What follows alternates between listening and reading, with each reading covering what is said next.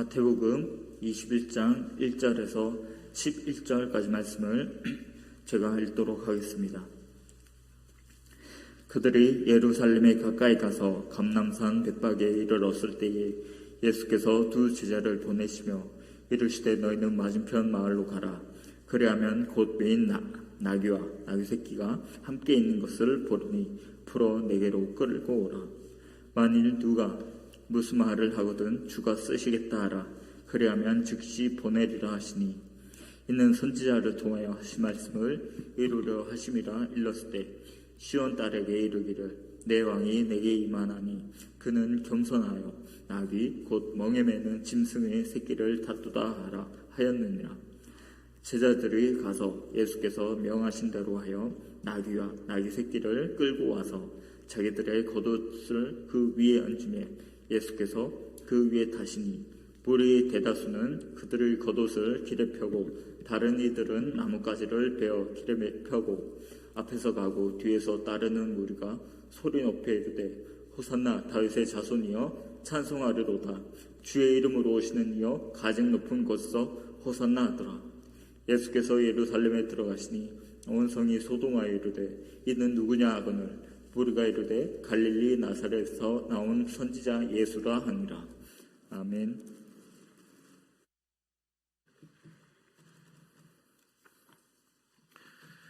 기도하겠습니다. 사랑과 은총이 충만하신 주님, 오늘 예배를 허락하시고 주의 말씀 듣게 하시니 감사합니다. 부족한 자의 입술에 채워주신 이 말씀이 진정 주님께로부터 오신 것이라면 이 말씀이 듣는 모든 자들에게 은혜가 되게 하시고 능력이 되게 하시고 기쁨이 되게 하시고 소망이 되게 하여 주옵소서. 오직 주님만 의지하며 나아가는 예배가 되게 하옵소서. 우리 마음속에 다른 것들 품지 않고 오직 주님만 품는 우리 모두가 되게 하여 주옵소서. 거룩하신 예수님의 이름으로 기도합니다. 아멘.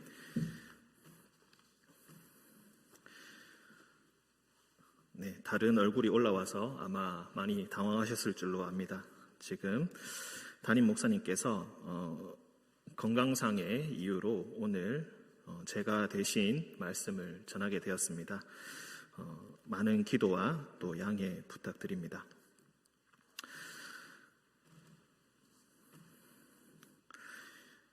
인생이 녹록지 않고 살기가 어려울 때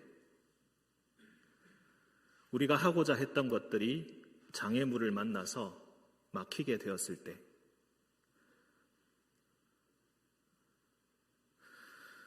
도저히 다른 방법이 떠오르지 않아서 그냥 주저앉아 있을 때 그때 우리는 한 가지 상상으로 우리 자신을 달래보고는 합니다.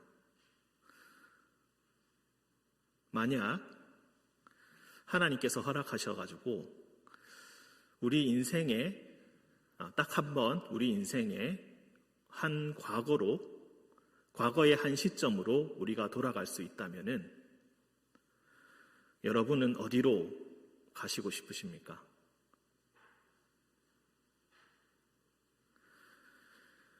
인생이 힘들 때마다 옛 기억을 떠올리면서 그때로 돌아가고 싶다.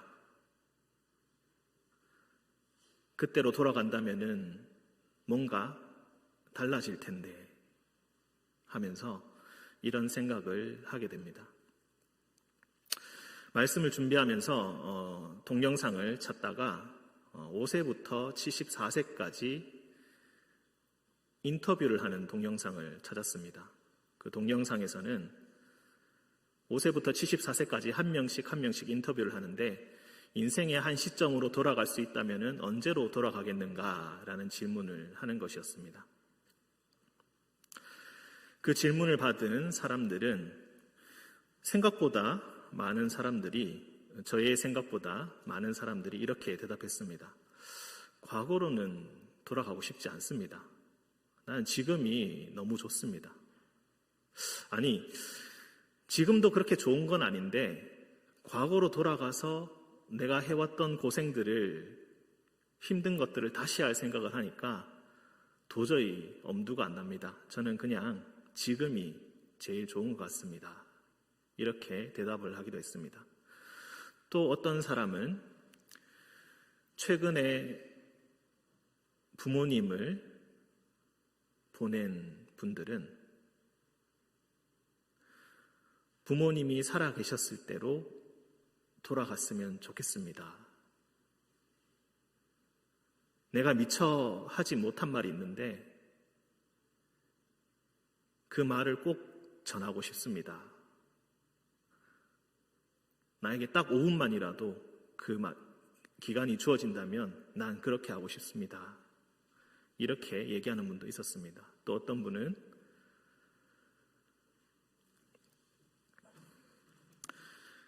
얼마 전에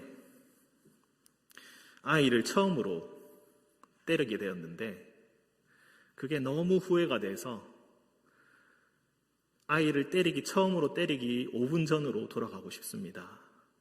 5분 전으로 돌아가서 한 번 더 참고 한 번 더 사랑의 말로 격려를 해주었다면 얼마나 좋을까. 정말 지금 마음 같아서는 꼭 돌아가고 싶다고 그렇게 이야기하는 분도 있었습니다. 또 어떤 분들은 10년 전, 20년 전 모든 가족이 함께 모여서 떠났던 가족 여행을 이야기하면서 그때로 돌아가고 싶습니다. 우리 온 가족이 다 건강했던 그때 함께 좋은 곳에 가서 좋은 곳을 보면서 추억을 함께 나누었던 돌아갈 수 있다면은 그 10년 전에 그 여행의 그날로 그 가슴 두근거리던 그 전날 밤으로 돌아가고 싶습니다. 이렇게 얘기하는 분도 있었습니다. 이런 다양한 자신의 삶의 여정에 따라서 다양한 이야기들도 있었지만 사실 따지고 보면은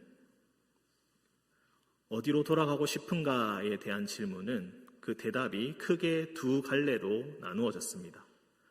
첫 번째 돌아가고 싶은 때는 자신이 가장 잘 나가던 때로 돌아가고 싶다는 거였습니다. 내가 젊을 때, 내가 한참 잘 나갈 때, 내가 모든 일이 잘 풀리고 있었을 때, 희망이 넘쳤을 때, 불가능한 것이 없다고 여겨졌던 바로 그때로 돌아가고 싶다. 이것이 첫 번째 갈래였고, 두 번째 대답의 부류들은 학창시절로 돌아가고 싶다 였습니다. 내가 그동안 포기했던 꿈들, 내가 선택하지 않았던 그 길로 내가 갔다면은 지금쯤 내 인생은 어떻게 변했을까? 내가 도저히 놓고 싶지 않았지만 어쩔 수 없는 현실의 사정으로 인하여서 포기했던 그 많은 것들을 다시 그때로 돌아가서 되잡고 싶습니다. 어떻게 되는지 내가 한번 내 모든 것을 던져서 한번 해보고 싶습니다. 이렇게 대답하신 분들이 있었습니다.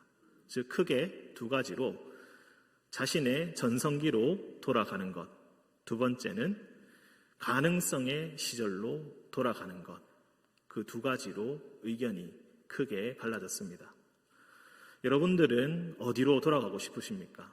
만약 하나님께서 오늘 이 시간 여러분에게 축복을 허락하셔서 과거의 한 시점으로 돌아갈 수 있다면 여러분들은 어디로 돌아가고 싶으십니까? 전성기로 돌아가고 싶으십니까? 아니면은 모든 것이 불투명했지만 소망이 가득했던 가능성의 시절로 돌아가고 싶으십니까? 오늘 우리가 읽은 이 말씀은 그리고 오늘 우리가 지키고 있는 이 절기는 종려주일이고 종려주일에 관련된 본문입니다. 예수님께서 갈릴리에서 활동하시다가 이제 예루살렘으로 올라오셨습니다. 이스라엘 사람들이 예수님을 보고 크게 환영합니다. 그 일이 일어났던 것이 바로 종려주일입니다. 축제의 분위기와 상반되게 아이러니하게도 종려주일은 고난주간의 시작이기도 합니다. 예수님을 크게 환영했던 그 무리들이 5일이 지나서 금요일이 되었을 때 예수님께서 십자가에 못 박히게 되었을 때는 주변에 아무도 남아있지 않았습니다. 예수님께서 십자가를 지시고 죽음을 당하시고 무덤에 들어가셨던 부활의 그 새벽에 예수님의 무덤을 찾아온 것은 3명의 여인. 이렇게 많이 찬양했던, 예수님을 환영했던 이 사람들은 어디로 가게 되었을까요? 우리는 우리의 죄악, 우리의 형편없는 인간성, 부박한 영혼들, 자신의 이익과 상황에 따라서 손바닥 뒤집듯이 신념을 바꾸는 그런 인간의 비참한 모습을 보여주기 위해서 우리는 종려주의를 기념하고 있는 것일까요?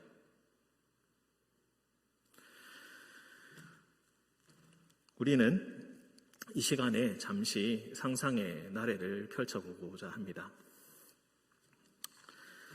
우리는 오늘 이 말씀 안으로 들어가서 여러분이 이스라엘 사람이 되어보는 것입니다. 예루살렘에서 예수님을 환영했던 사람들은 예루살렘에 살고 있던 사람들뿐만은 아니었습니다. 왜냐하면 지금 이 시기는 유월절이기 때문입니다. 유월절은 유대인들에게 가장 큰 명절로서 모두 다 예루살렘으로 순례를 떠나는 기간입니다. 즉 여기 모인 사람들도 예루살렘에 사는 사람들뿐만이 아니라 온 이스라엘 사람들이 하나님께 예배드리기 위해서, 성전에서 예배드리기 위해서 지금 올라와서 있는 것입니다. 여러분도 순례의 길을 떠나서 예루살렘에 도착했습니다. 예루살렘에 올라가 보면 예루살렘을 지키고 있고 예루살렘의 성전을 지키고 있는 것은 이스라엘의 사람들이 아니라, 이스라엘의 군인들이 아니라 이상하게도 로마의 군인들입니다.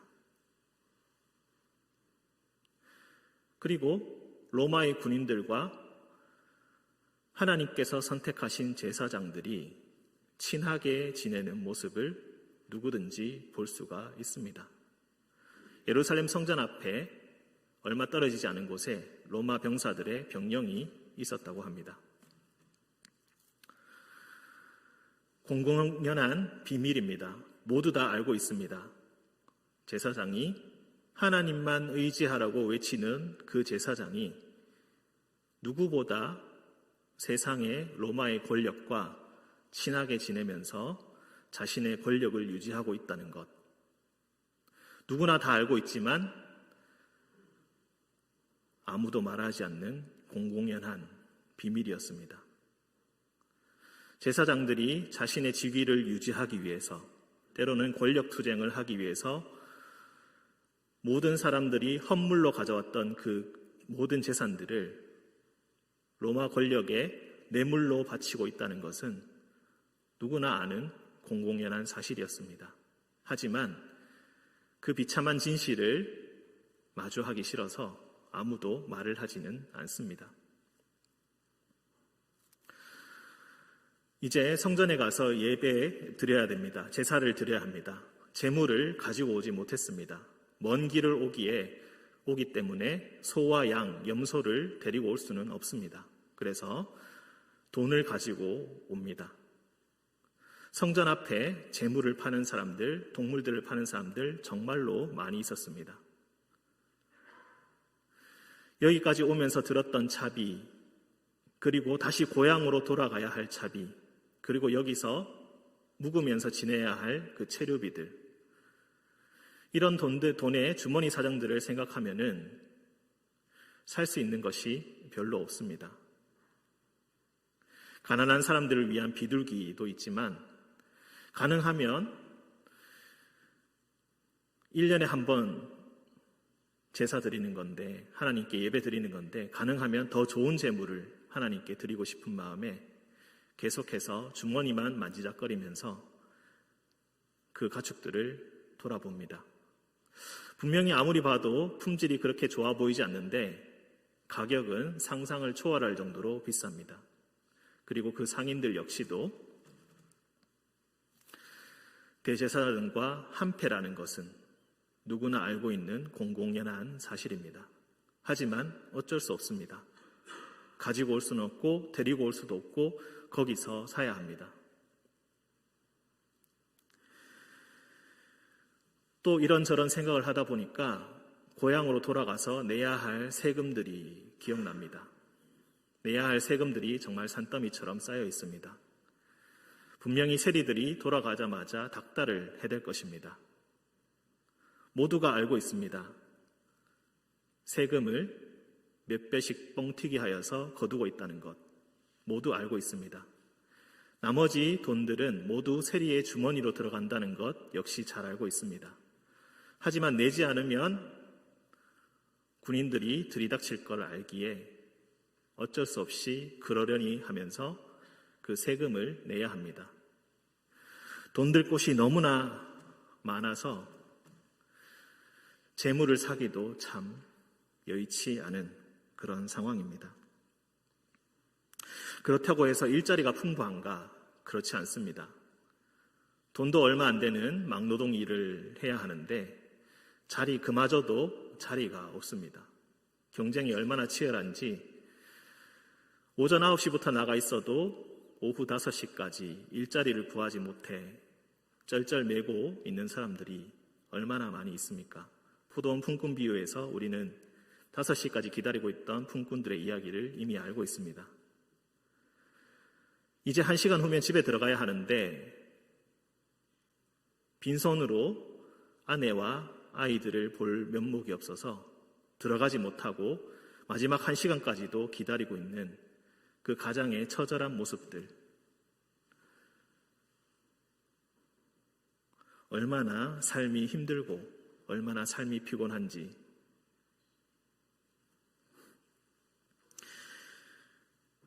경제적으로도 힘들고 일도 없고 일을 하다 보니 몸도 아파옵니다.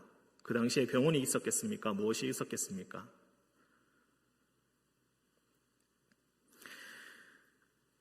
나 혼자뿐만이 아니라 나라를 봐도 사회를 봐도 그 돌아가는 그 모습들이 아무리 둘러봐도 희망이 없습니다. 마음에 드는 것 하나도 없습니다. 보이는 것은 절망, 보이는 것은 어둠밖에 없습니다. 기도하려고 눈을 감으니까 눈에선 눈물이 나오고 코에선 콧물이 나오고 입에서는 신음소리만 새어나옵니다. 내가 무엇이라 기도할까? 어떻게 기도할까? 어떻게 되면 내 상황이 좀 더 나아질까? 어떻게 하면 이 나라가, 이 사회가 좀 더 괜찮아질까? 이리저리 혼자서 궁리하면서 생각해봐도 어떻게 기도해야 될지 생각해봐도 도저히 답이 나오지 않습니다. 내가 할 수 있는 것이 아무것도 없어 보입니다. 그저 남은 것은 분노, 무력감, 억울함.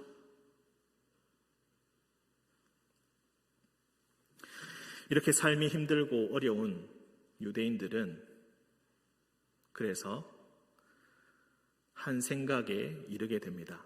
그것은 바로 누군가가 나타나서 이 모든 것을 해결해 주는 그런 소망입니다. 그들이 원하고 필요했던 것은 바로 다윗 왕이었습니다. 다윗의 시대를 이끌어줄 수 있는 그 왕. 블레셋과 싸워 이기고 모압과 싸워 이기고 암몬과 싸워 이기고 어떤 강한 적이라 하더라도 몇 배수의 차이가 병력의 차이가 나더라도 어김없이 나가서 싸워서 모두 이겨냈던 바로 그 왕. 나라를 부강하게 만들고 나라의 희망이 가득하게 만들고 하나님의 정의와 공의가 가득 차게 만들었던 바로 그 왕. 그 왕만 우리에게 오신다면 하나님께서 그분만 우리에게 보내주신다면 우리의 삶이 좀 더 나아질 텐데 이 모든 것들이 바뀔 수 있을 텐데 하나님께서 간섭하심으로 우리에게도 희망이라는 것이 생길 텐데 그래서 기도합니다. 주님, 우리에게 다윗 왕을 보내주십시오. 다윗과 같은 메시아를 보내주십시오. 우리에게 도저히 소망이 없습니다. 희망도 없습니다. 우리 자녀들의 미래도 너무나 어둡습니다. 다윗 왕을 우리에게 보내주십시오. 그런데 먼 시골 갈릴리에서 한 소문이 들려옵니다. 30세 한 청년이 나타났다는 것입니다. 다윗의 자손인 것 같은 그런 분이 나타나셨다는 것입니다. 귀신을 쫓아내고 병을 고쳐내고 떡 5개로 5,000명을 먹이고 무리를 걸으시고 심지어 죽은 자도 살려내시는 그런 청년이, 그런 분이 나타나셨다. 다윗의 자손이 우리에게 드디어 나타나셨다. 그분이라면 이 나라를 얻고 이 사회를 모두 다 새롭게 하실 수 있을 분이실 것이다. 절망으로 뭉쳐진 에너지가 열망과 기대로 달라지게 되었고 터져나갈 듯이 그 기대감이 부풀어 오르게 됩니다. 모두 예루살렘에 와서 사실은 그분을 보고 싶어 합니다. 혹시 예루살렘에 가면, 이번 6월달에 예루살렘에 가면 그분을 볼 수 있지 않을까? 그 다윗의 자손을 볼 수 있지 않을까? 그 메시아를 우리가 볼 수 있지 않을까? 우리의 희망과 우리의 빛을 마침내 볼 수 있게 되지 않을까? 그렇게 기대하고 기다렸습니다. 모든 이들이 예루살렘 성문을 바라볼 때에 그분께서 나귀를 타고 예루살렘 문으로 들어오십니다. 9절에 보시면은 앞에서 가고 뒤에서 따르는 무리가 소리 높여 이르되 호산나 다윗의 자손이여, 호산나 다윗의 자손이여, 찬송하리로다 주의 이름으로 오시는 이여, 가장 높은 곳에서 호산나, 다윗의 자손이 오셨다. 우리가 진짜로 보았다. 그분을 보았다. 이제 모든 것이 달라질 것이다. 우리가 다시 다윗의 영광을 되찾을 것이다. 드디어 그 오랜 기다림이 끝나고 이제 구원이 우리에게 임하였구나. 그래서 사람들은 난리법석입니다. 가진 것이 속옷과 겉옷밖에 없는데 겉옷을 벗어서 길에다 깔고 나귀 위에다 깔고, 가진 것이 없어서 주변에 있는 나뭇가지를 베어서 가지고 옵니다. 그래서 그것도 길에 깔아드립니다. 양탄자를 깔아드리지 못한 채 자신의 겉옷과 나뭇가지로 그 왕의 길을, 다윗 왕의 길을 깔아주고 있는 것입니다.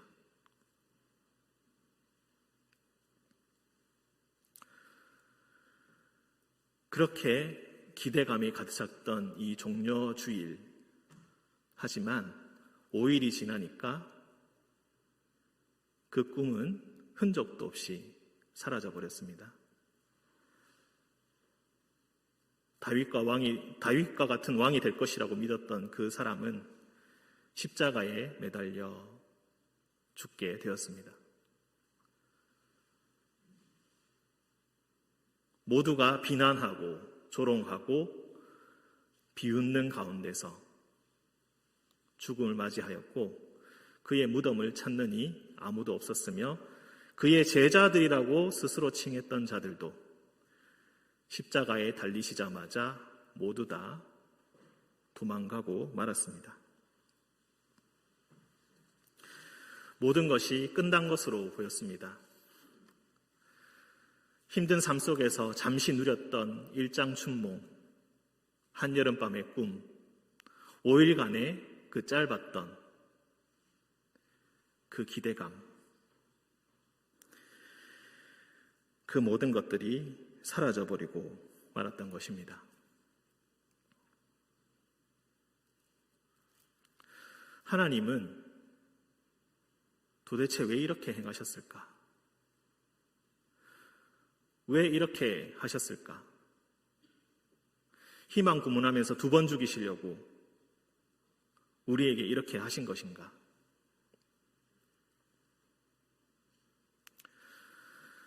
우리가 한 번 더 상상의 나래를 펼쳐보도록 하겠습니다. 마태복음 1장 1절을 보시면은 아브라함과 다윗의 자손, 예수 그리스도의 계보라 라는 말씀이 나옵니다. 가장 중요한 그 족보의 인물로 아브라함과 다윗을 이야기한 것입니다. 다윗에 대한 기대는 우리가 앞서 잘 살펴보았습니다. 그런데 하나님께서 만약에 우리에게 이렇게 물으신다고 한번 생각해 보겠습니다. 너희는 다윗의 때가 아니라 아브라함의 때로 돌아가야 한다.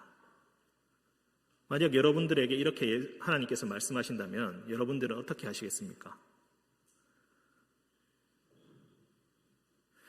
잠시 생각하다가 아마도 이렇게 말할 것입니다. 하나님, 그건 좀 너무 간 것 같습니다. 아브라함의 때는 나라도 없고 영토도 없고 군대도 없고 가진 것 아무것도 없이 맨주먹 하나, 가슴 속에 품은 믿음 하나밖에 없는, 내가 너를 큰 민족으로 만들어주고 너에게 복을 주겠다 하는 그 약속 하나만 믿고 가족도 버리고 고향도 버리고 친척들도 모두 다 버리고 생업으로 만들던 우상들도 모두 다 버려버리고 낯선 가나안 땅으로 왔는데, 땅과 자손을 풍성하게 주시겠다고 약속하셨는데 오자마자 그는 땅을 차지하기는커녕 맨 처음 가지게 된 땅은 그의 아내 사라의 무덤이었습니다. 자녀들은 많이 있었습니까? 100살이 될 때까지 아들은커녕 자녀 한 명 없었습니다. 기다리다 안 되어서 하갈을 통해서 이스마엘을 얻습니다. 이스마엘을 얻었더니 집안에서 분쟁이 일어납니다. 힘이 없어서 애국가 그랄에 가서 살 때에 자기 아내를 자기 여동생이라고 속여야 했습니다. 이제 겨우 재산을 좀 모아서 이제 좀 잘 되나 싶었더니 조카 롯과 분쟁이 일어나서 또 싸우게 되고 또 서로 갈라지게 됩니다. 그가 약속을 믿고 와서 얻은 것이 도대체 무엇입니까?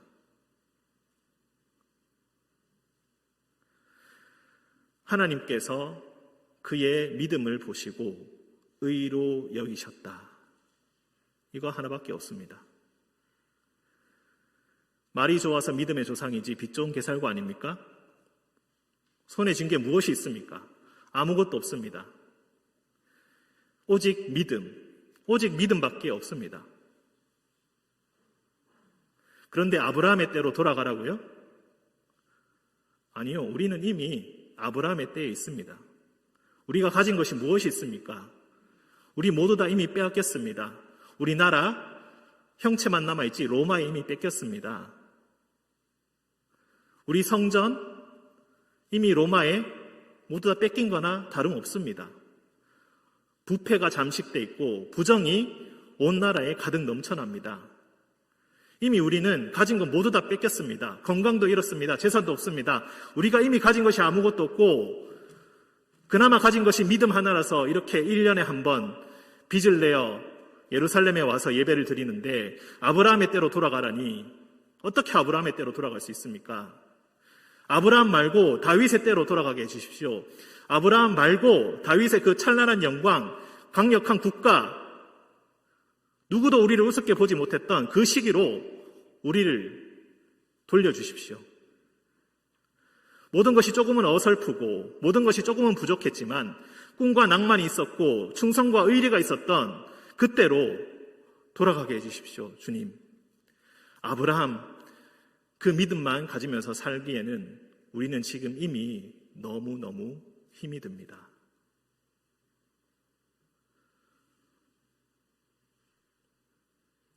하지만 결국 다윗을 향한 꿈은 물거품처럼 사라져 버렸습니다. 그리고 남은 것은 십자가에 달린 예수가 부활하셨다.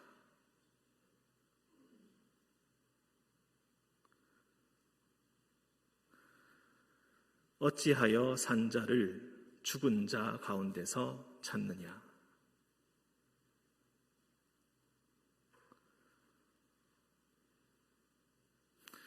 오직 그것만 남았습니다. 그것이 알고 보니 하나님의 계획이었습니다. 알고 보니 그것이 바로 하나님의 구원이었습니다.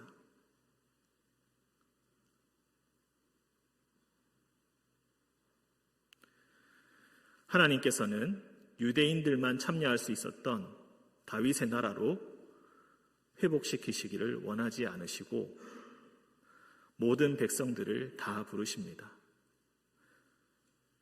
자격 없다 여기는 자들, 몸이 아파서 인간 구실을 못하는 사람들, 도저히 소망이 없는 사람들, 인간으로 취급받지 못하는 사람들, 어떠한 자리에 있는 사람이다 할지라도 이 예수 그리스도의 부름에 아브라함의 믿음 한 조각만 가지고 응답한다면은 하나님께서는, 예수님께서는 그를 아브라함의 자손이라고 칭해 주셨습니다.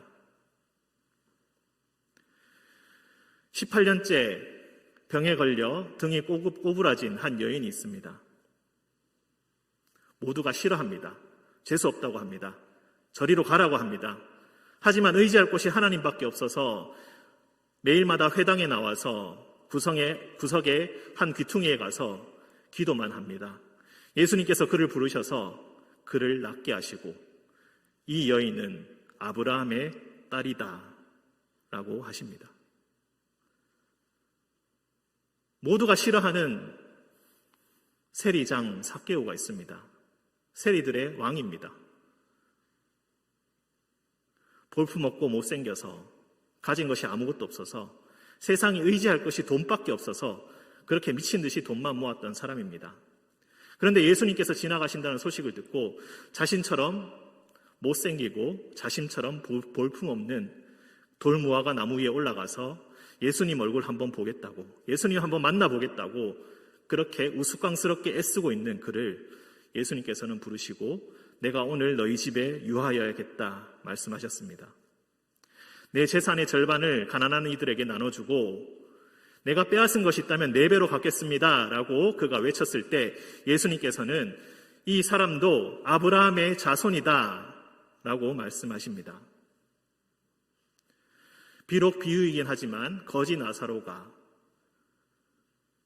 부자의 집 앞에서 상에서 떨어진 것이라도 먹으려고 온몸에 상처를 입은 채 기어서 먹으려 했건만 그것마저도 개들에게 빼앗기고 굶어 죽었을 때 그는 아브라함의 품속에 안기게 되었습니다.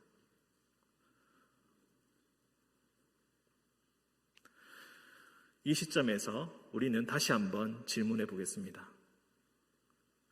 여러분이 돌아갈 수 있다면 어느 곳으로 되돌아가시겠습니까? 다윗의 영광으로 되돌아가시겠습니까?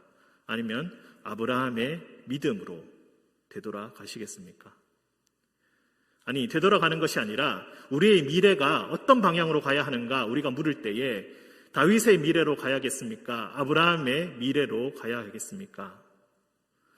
예수님께서는 다윗의 미래가 아니라 아브라함의 미래로 가야 한다. 아브라함의 믿음으로 가야 한다. 말씀하십니다. 코로나19로 인하여서 우리의 삶에 많은 것이 무너졌습니다. 우리가 누리던 것이 많이 뺏기고 말았습니다. 우리는 아브라함과 같은 처지가 되었고 우리의 기도는 유대인들과 그때 당시 종려주일날 유대인들과 똑같은 상황에서 주님께 기도해야 합니다. 우리는 어느 쪽으로 가야 할 것인가? 코로나19로 인하여서 또한 죽음을 묵상합니다. 죽음은 아무리 좋은 말로 포장해도 두렵고 어렵고 힘들고 아픈 것입니다. 예수님은 하나님의 명령에 따라서 십자가 죽음의 길을 가셨습니다. 예수님도 얼마나 힘들고 아팠으면 나의 하나님 어찌하여 나를 버리십니까? 내가 당신의 말을 따라서 이렇게 십자가를 졌는데 어찌하여 나를 이렇게 내버려 두십니까? 외칠 수밖에 없었습니다. 그만큼 힘든 것이었습니다. 도저히 내 힘으로는 극복할 수 없는 것이었습니다. 하지만 하나님의 말씀을 따라 순종함으로 그 죽음의 터널을 통과했을 때 하나님께서는 부활의 영광을 그에게 덧입혀 주셨습니다. 우리에게 필요한 것은 바로 이 믿음입니다. 예수 그리스도의 믿음입니다. 아무것도 가진 것 없이 모든 걸 내버리고 고향에서 떠나온 아브라함의 믿음이 바로 지금 우리에게 필요합니다. 우리에게 어쩌면 더 이상 다윗의 영광은 없을 수도 있겠습니다. 하나님께서 우리에게 원하시는 것은 다윗의 영광, 좋았던 옛 기억을 다시 되찾는 것이 아니라 주님께서 새롭게 계획하신 구원, 더 좋고 더 놀랍고 더 나은 부활의 영광, 구원의 길로 우리를 인도하시기 위해서 하나님께서는 우리를 아브라함의 처지로 내모셨고 우리에게 지금 그 믿음을 요구하고 계십니다. 우리는 종려주의를 맞아서 어떻게 해야겠습니까? 예수님께서 다시 우리에게 오실 때에 우리는 어떻게 그분을 맞이해야겠습니까? 유대인들은 제대로 알지 못했지만 우리는 그 의미를 제대로 알고 있습니다. 하나님의 나라, 천국을 바라보면서 우리는 아브라함의 믿음을 가지고 예수님을 향해 종려나무 가지를 흔들어야 할 것입니다. 종려나무의 의미는 이미 쟁취된, 이미 주어진 완전한 승리라는 뜻입니다. 이 승리의 확신이 아브라함의 믿음이 여러분 모두에게 함께 하시기를 간절히 축원드립니다. 함께 기도하겠습니다.